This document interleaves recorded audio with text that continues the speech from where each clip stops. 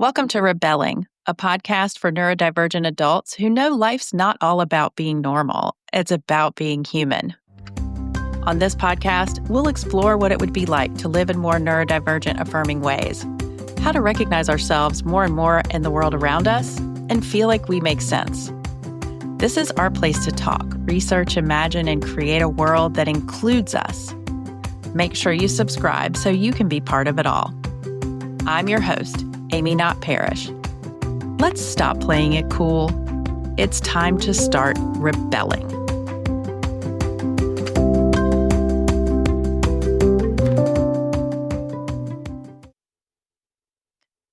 Hi, welcome back.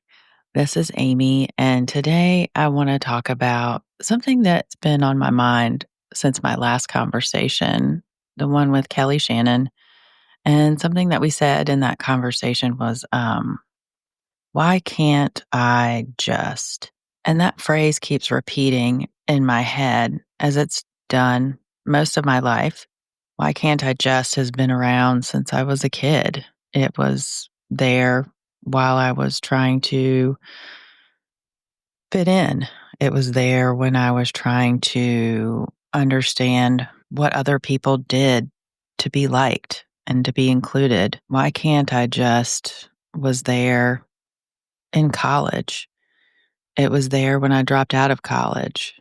It was there in my 20s and 30s and 40s, and it's still here in my 50s.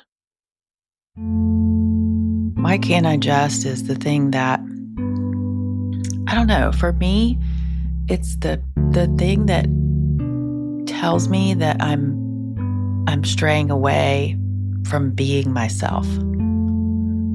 What I'm figuring out about why can't I just is that it's the piece of me that wants to be normal, that wants to understand what's happening and why it's happening, and it just wishes somebody would explain what's going on, but doesn't know how to ask. In therapy this week,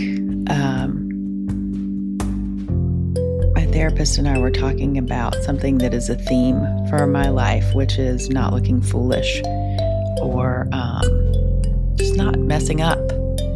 It's really uncomfortable for me to think about getting it wrong. And so I spend a lot of my time trying not to get it wrong, trying not to upset people or be too much or take up space. And so the ways that I ask myself, why can't I just? It's almost like, why can't I just become a machine? God, that makes me so sad. One of the biggest things that I want is to be alive. One of the things that is in me is that there's this person that I am that is here as me in this form only one time ever in the whole history of like all of it. And that why can't I just feeling feels like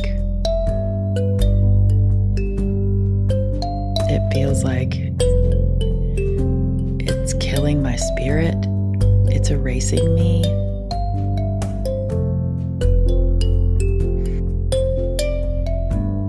The things that we tell ourselves to get through day to day to day. Why can't I just has such a long history for me. It's, like I said, back in school, it was working. Why can't I just be cool with the way people are? Why can't I just be cool when I get here on time and am setting up and someone else is late every day and eating tacos while we're all working? Why can't I just be cool with that? why can't I just stop being so me?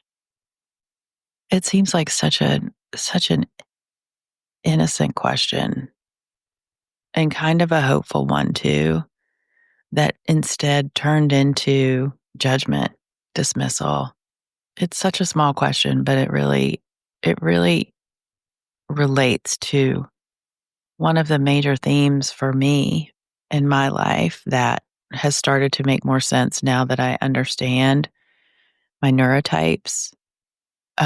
It's such a question. It makes it sound so simple. Like it's so easy. It's so easy. Just be different.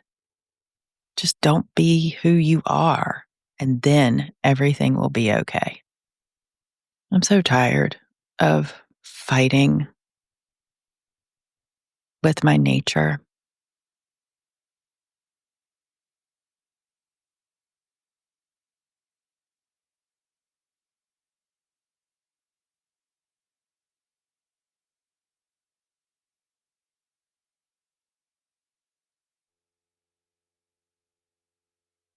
When we say things like, why can't I just to ourselves?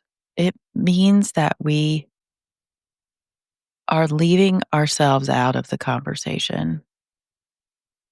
And to me, it's like there's this neurotypical manager part that comes in and is trying to protect me and wants me to get it right and has the best intentions, doesn't want me to get hurt, but also it's getting in my way. And that one little question is the thing that has slowly made my life smaller and smaller and smaller.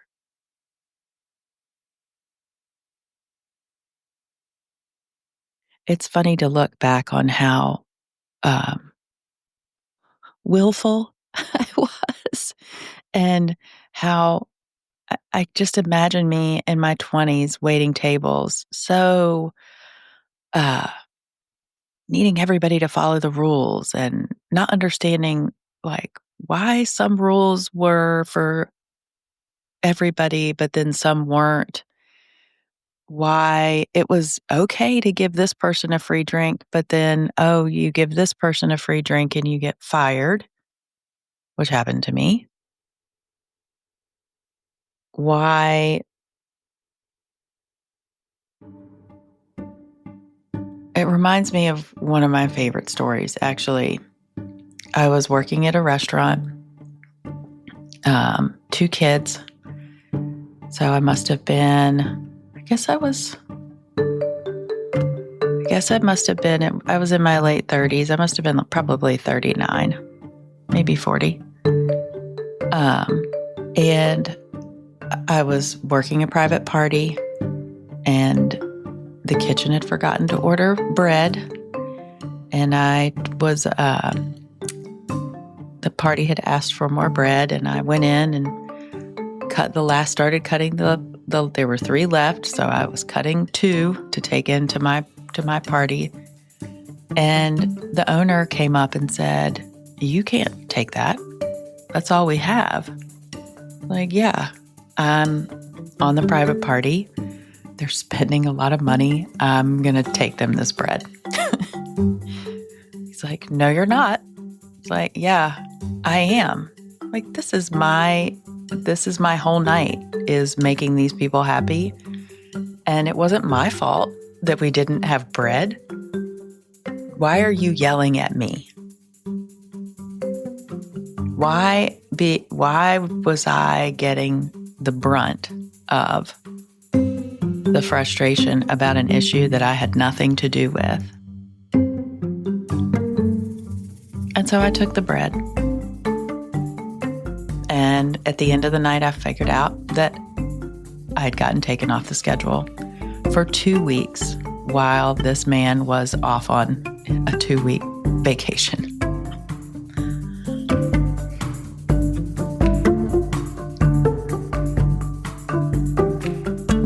Why can't I just listen and do what I'm told. I never have been able to. I couldn't listen to my parents. I couldn't just listen to my teachers. And in that space is the place where I got caught in the middle, in this liminal space of why can't I just? There comes a point where why can't I just needs to be asked differently. It's such a small thing, but it's the way that you say it that makes a difference. And in thinking about this, since my interview with Kelly Shannon, I thought if I change the way I say it from why can't I just to why can't I just, it opened something up that I just hadn't really recognized, which was a willingness to see myself not as bad and wrong, but as a human being with my own ways of seeing the world. And that me trying to not look wrong, me trying to do everything right, that part of me that manages that is like, it's really taking the life out of my life, and I'm letting it. What I'm not seeing in that, what I'm not feeling in that, that manager, it doesn't realize that true safety comes from self-acceptance, not from this impossible performance of perfection. And that it protecting me is actually the biggest threat to my emotional freedom and genuine connection. Like this part of me, this why can't I just part of me is the thing that's actually causing my deepest pain. That by trying to control every interaction to prevent potential rejection, it's creating the exact isolation and disconnection it's attempting to protect me from.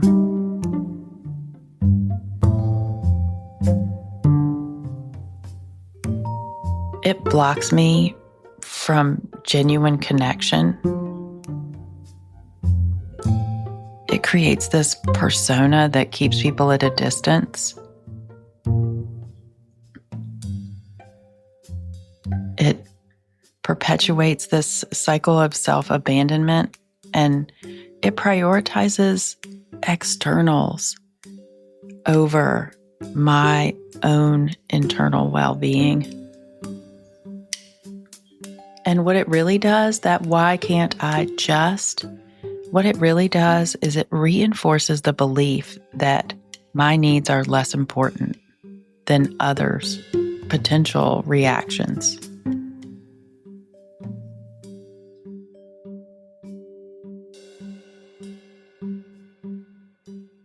It's like living in this space of performative competence. And so going back to asking it differently, after that night where I got taken off the schedule at my job for 2 weeks, at my job where I made money to support my family, I, for 2 days, stressed the fuck out. I've got 2 little kids. My husband and I have a house payment. We're trying to support this family. How can I lose 2 weeks of pay? Like, just not. What am I going to do? And he's out of town on a vacation, so I can't, like, there's nothing I can do. What am I going to do? How can I get this job back? How can I work? Why can't I just figure this out? And so I remembered thinking about this, that on the 3rd day, this idea came into my head. Why can't I just call my old boss, see if he needs any help? So I did. And he did. And by asking that question differently, I opened up space for me to have another way to do it. I wasn't boxed in by anything other than my own way of seeing and saying what was happening. So why can't I just leave this job and go get another one? Why can't I just takes away options, or it gives them? It really just depends on how you say it. And when I went to pick up my paycheck that following Friday, and the manager came up to me and said, "Oh, I'm so glad you're here. Listen, I talked to the owner and he said it's okay if you want to come back, and you can go ahead and I've got you on the schedule for next week and start working tomorrow." Just like, I don't work here anymore. No way. And it felt so good to choose myself, to choose my dignity, to not make myself choke down something that felt poisonous to me. In that moment, all of the why can't I just behave, be quiet, stop being so much, not ask so many questions? Why can't I just like socializing and loud places? Why can't I just not care when things don't make sense? The way we talk to ourselves is important, y'all. How we say things is important. It doesn't seem like a big deal, but it's so critical in recovering from being a refugee in my own life, in the country of my own life, where I'm trying to be allowed to come back home. Why can't I just stop all the bullshit? Why can't I just wear noise canceling headphones in the grocery store? Why can't I just have friends that I don't see a lot, but it doesn't mean we're not close? Why can't I just make a life that looks like me? Why can't I just stop asking myself to choke down what feels like poison? Well, I can.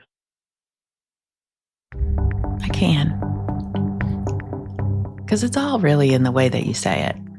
You know, being neurodivergent, growing up in the 70s and 80s, the experience that I've had in my life, it's given me so much doubt, so much shame, and also it's given me a will to live. And for me, that is the most important thing of all. I get to live. I get to ask, why can't I just? I get to have that piece of freedom. And I hope that by listening to this, that maybe you have something that you say, a phrase that you use, that maybe you don't even realize that you say it, a way that you keep yourself protected, a way that you manage yourself so you don't stick out. And maybe find that phrase, find that thing, and see how you can say it differently. See how yours can change. Just like my "why can't I just" became "why can't I just?" And thank you so much for listening. Next time, I'm going to talk about friendship and connection. And I think this "why can't I just" really ties into the ways that we've created rules for friendship and connection. And I'm so interested in neuroqueering those rules and changing them and making them so that our friendships and connections fit in ways that work for all of us. And until then, keep repelling.